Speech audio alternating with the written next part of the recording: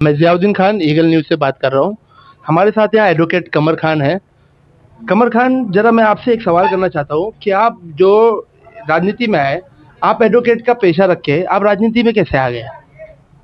भाई मैं 134 से इलेक्शन लड़ रहा हूँ राष्ट्रवादी कांग्रेस पार्टी की जानिब से। और मैं सियासत में क्यों आया और मैं इलेक्शन क्यों लड़ रहा हूँ, तो मैं अपने इलाके में देख रहा हूँ कि यहाँ की जो लोग लड़ रहे हैं ना, तो एक से एक लोग लड़ रहे हैं, क्रिमिनल बैकग्राउंड के लोग लड़ रहे हैं। तो मैं एज ए एडवोकेट क्यों ना लड़ूं? जब अल्लाह ने मुझे उतनी ताकत दी है, वो क्वालिटी दी है, वो ज़बान दी है कि मैं अपनी बातों को कॉर्पोरेशन में रख सकता हूँ, बात कर सकता हूँ, तो फिर मैं इलेक्शन क्यों ना लड़ूं? तो इसलिए मैं इलेक्शन लड़ रहा हूँ भाई। अच्छा, और मैंने बहुत सारी तकलीफें देखी है लोगों के बीच में, तो वो तकलीफ मैं खुद भी फील करता हूँ।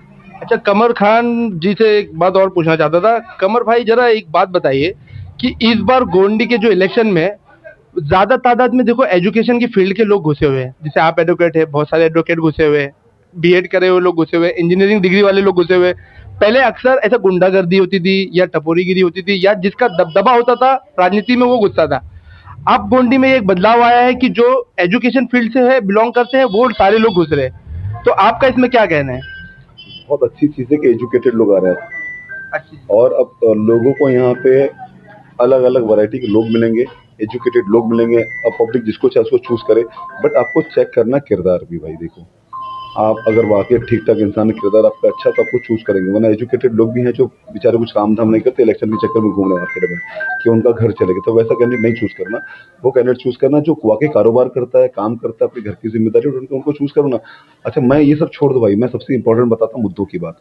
मैं जब रफीक नगर में घूम रहा हूँ, जब मैं नीलंकरी में घूम रहा हूँ, जब मैं ऐसी झोपड़पट्टी में घूम रहा हूँ पद्मा नगर जिससे में, तो वहाँ पे मुझको ना मसाइल बहुत दिखने मिल रहे हैं। अब मैं वोट मांगना बंद कर दिया हूँ। अच्छा, अब वोट मांगना मेरे को नहीं मांगना भाई।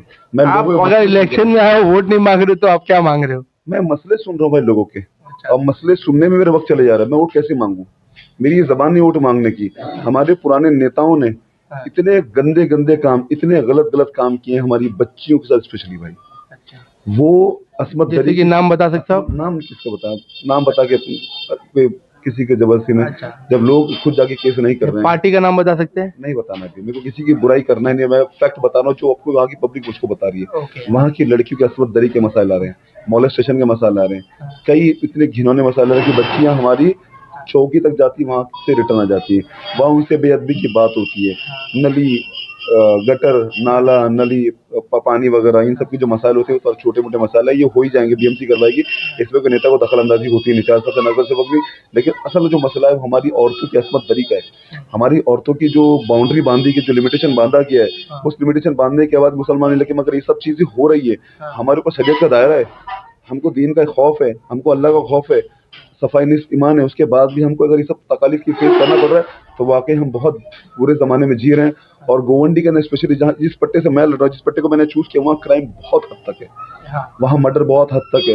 और मेरी जो जंग है ना, वो किसी नेता से नहीं रही भाई। वो एक्चुअली जो आपकी 134 सीट है वो ज़्यादा करके प्रोबेबली सारे की जो डंपिंग है वो कवर हो रहा है एरिया।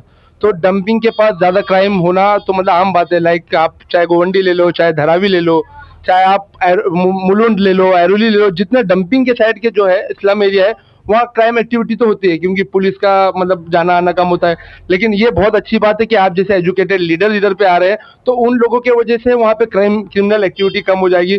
और एक और सवाल पूछना था आपसे, बहुत इंपॉर्टेंट है कि आप जब मैदान पे उतरे थे, मैंने आपके बहुत सारे इंटरव्यू बाइट वगैरह सब देखे, तो आपने जो जब शुरुआत किया था आपने, तो शायद आपने एमएम पार्टी से किया था, मीम पार्टी से किया था। तो ऐसी क्या वजह हो गई कि आपको मीम पार्टी छोड़ के राष्ट्रवादी ज्वाइन करना पड़ा?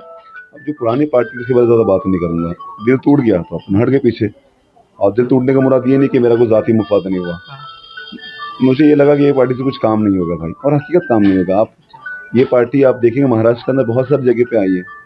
महाराष्ट्र में इनको अलग अलग टाइम पे ना 7 से 8 एमएलए हमने दिए हैं, एक एमपी दिया है, और 126 नगर सेवक दिए पूरे महाराष्ट्र के अंदर। आज हैदराबाद से बड़ी पार्टी है ये, लेकिन एक भी स्कूल या कॉलेज है यहाँ पे क्या? आप बताइए। चलिए, आप चैट जीपीटी कर लीजिए, गूगल कर लीजिए, किसी भी नेता से पूछ लीजिए कि यहाँ पे कॉलेज या स्कूल कुछ है, रिहैब सेंटर, मुसाफिर खाना, मस्जिद, मदरसा, कुछ तो आपने बनाया? नहीं बनाया लोग भाई।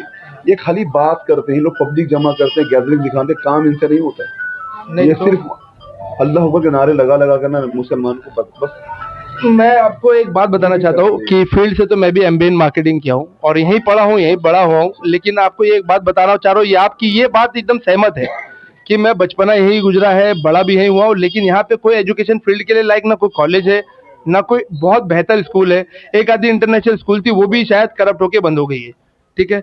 लेकिन आपने अगर ये फील्ड चुना है और अगर राष्ट्रवादी चुना है, तो मीम से बेहतर क्यों है, ये आप बताना चाहते हैं?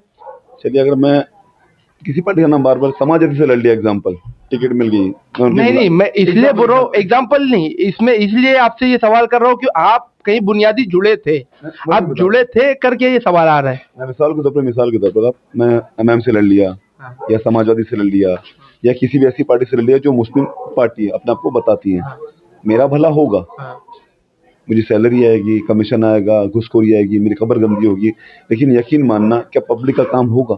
क्या कौम का काम होगा? क्या पब्लिक को स्कूल कॉलेज मिलेगा? नहीं मिलेगा भाई, ये चाहते ही नहीं है, इनसे होगा ही नहीं। और मैं जिस पार्टी को ज्वाइन किया हूँ, पब्लिक वोट दे या ना दे, ये पब्लिक पे डिपेंड करता है। मैं रिक्वेस्ट करूंगा पब्लिक वोट दे, लेकिन अगर ये पार्टी के बारे में देखोगे, जहाँ जहाँ ये पार्टी जीत के आ रही है, राष्ट्रवादी पार्टी, जहाँ भी अजीत दादा पवार आ रहे हैं, जहाँ भी नवाब मलिक आ रही है, सना मलिक बाजू में आपके असेंबली 172 जाके देख लिया जाए एक बार ना, कि इस इलाके में उस इलाके में कितना डिफरेंस है। यहाँ की औरतें क्राइम कर रही हैं, ये हकीकत है भाई ना। हाँ, यहाँ की औरतें तक क्राइम कर रही हैं, मजबूरी में क्राइम कर रही हैं, नहीं कोई कारोबार, 10-10 रुपए के लिए मोहताज है यहाँ की औरतें। ये डंपिंग का कनेक्टेड एरिया है। बीमारी से तो लोग मुलविस थे ही, ये जो दुनिया की बीमारी से लोग मुलविस थे ही, लेकिन यकीन माना ईमान की जो गुनाहों की बीमारी वो भी लग चुकी है। आज हमारे बच्चियों को बात करने की तमीज तक नहीं है। एजुकेशन, मेन जो रीजन है वो एजुकेशन है भाई। अच्छा, एजुकेशन मिल जाए इनको ना प्रॉपरली, तो इनको तमीज आ जाएगी, इनको रहने का सलीका आ जाएगा। इनको किसी नेता के पास फोन नहीं करना पड़ेगा कि मेरा ये गटर खराब हो गई है, मेरे पानी नहीं आ रहा है, ये खुद अपने काम सॉल्व कर लेंगे। हर मसले का इलाज एजुकेशन है, हर मसले का इलाज एजुकेशन है। अगर एजुकेशन हर बच्चे में पहुंच जाए ना, तो सही नेता चूज करेगा, सही पार्टी चूज करेगा, अपना काम खुद ब खुद कर लेगा, उसको किसी के ये बात से तो मैं आपकी सहमत हूँ कि अगर एजुकेशन आ जाएगा तो ये जो सारे काम जो नेता गटर साफ करवा रहे हैं, ये सब करवा रही है, एक्चुअली काम तो बीएमसी का है। अगर एक पढ़ा लिखा हो तो वो भी लेटर से करके वो भी काम करा सकता है। ये एक्चुअली काम ये नगर सेवक का है ही नहीं, लेकिन लोगों ने क्या कर दिया, इसको एक लाइक वो बना दिया है, एक प्रोपेगेंडा, एक मुद्दा बना दिया कि गटर साफ करना हम ही कराते हैं। ये तो एक्चुअली बीएमसी का काम है। जो नेता लोग हैं ना भाई, ये लोगों के जहन पड़ चुके हैं कि जो दिखता वही बिकता है, बाद में काम करे या ना करे, है ना। मैं आपको गारंटी देता हूँ, मैं ना एफिडेविट दूंगा, ना मैं कोई एग्रीमेंट बनाऊंगा, ना कोई झूठे वादे कसमें खाऊंगा। मेरा नंबर 9890769771। वोट दिए तो भी ठीक, नहीं दिए तो इलेक्शन बाद मुझसे मिलना। आपके घर में आगे, स्पेशली अगर किसी बच्ची पे कोई मसाइल है, किसी बच्ची के साथ कोई जुल्म हो रहा है, किसी बच्ची की अस्मत दरी का शिकार कोई हुआ है, तो आप मुझको कांटेक्ट करिए। मैं, मेरी वाइफ, मेरे तमाम दोस्त जो एडवोकेट हम लोग हैं, पूरा चैनल है हमारा, पूरा हम लोग पूरा चैम्बर चलाते हैं एडवोकेट का। आप कांटेक्ट करिए, इंशाअल्लाह अज़्ज़-व-जल यहाँ से लेके चौकी, चौकी से लेकर कोर्ट, आपको इंसाफ मिलाएंगे। नहीं मिल सकेगा तो कम से कम आपको इज्जत तो दिलाएंगे, आपको अदब का मरहला तो दिलाएंगे। अगर चौकी में कोई आपसे बेअदबी कर रहा है तो मुझे बुलाइए, आपका भाई आपके साथ खड़ा है।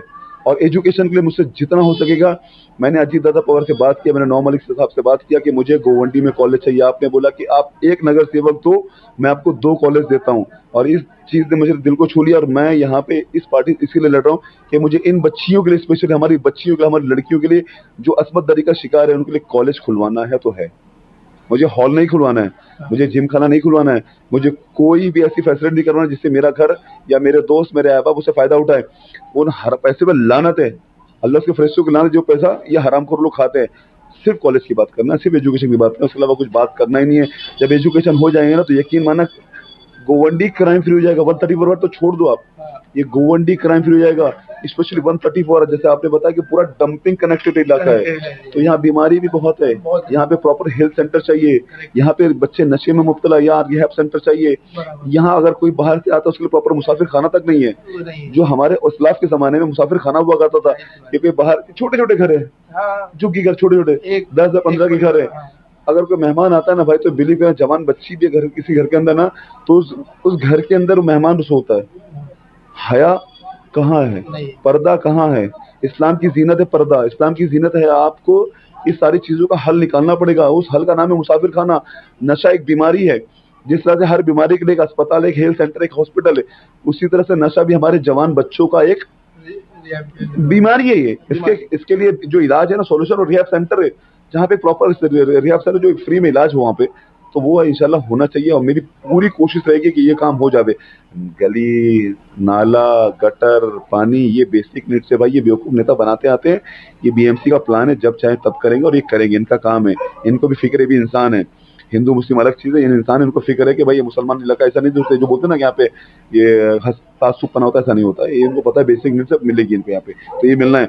ये इसी में फंसा के रख दिया गया हमको कि गली नाला गटर पानी। अरे बात करो ना एजुकेशन की भाई, इतने बड़े बड़े पैसे वाले हो तुम। मैं सिर्फ अबू आसिम आजमी की बात नहीं कर रहा हूँ, मैं उस झूठे मक्कर अकबरुद्दीन ओवैसी की भी बात कर रहा हूँ, मैं उस मक्कर असदुद्दीन ओवैसी की भी बात कर रहा हूँ जो गोंडी में आके 2014 में वादे करके जाता है कि मैं यहाँ के बच्चों को कॉलेज दूंगा, एजुकेशन दूंगा। एक गोंडी को बर्बाद कर रहा है अबू आसिम आजमी, तो पूरे हिंदुस्तान को बर्बाद कर रहा है असदुद्दीन ओवैसी। यकीन माना पूरे हिंदुस्तान के बच्चों को बदतमीज इसने बना दिया है। मैं चाहता हूँ एटलीस्ट मेरा जो वार्ड जहाँ से मैं लड़ रहा हूँ, मैं यहाँ के बच्चों को इतना एजुकेटेड बना दूं, यहाँ के बच्चों को इतना मैं सेल्फ कॉन्फिडेंट बना दूं।